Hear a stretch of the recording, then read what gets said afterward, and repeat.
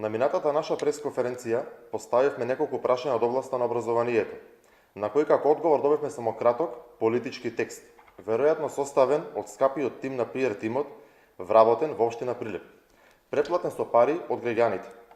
Градоначалник Илија Јовановски, наместо да се криете зад некреативните и празни соопштенија, треба да одговорите на неколку прашања, затоа што граѓаните го бараат и заслужуваат тоа. Затоа прашуваме повторно: кои проекти во изминатите 6 месеци се спроведува во основните и средните училишта во општина Прилеп?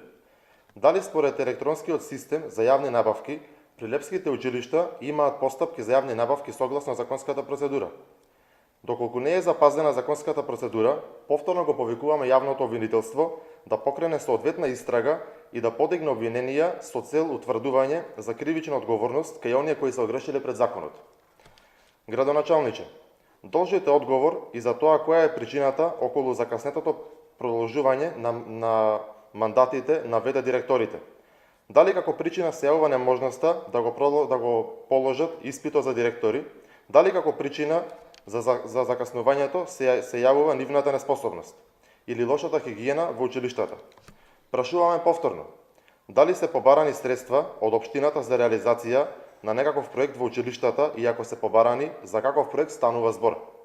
Дали некој од директорите доставиле пресметка, пример и некаков предлог проект за училиштата во кои се назначени?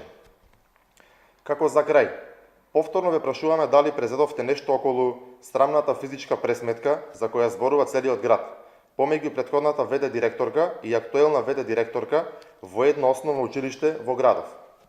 Ова се прашањата на кои како градоначалник им должите конкретни одговори на прилепчани.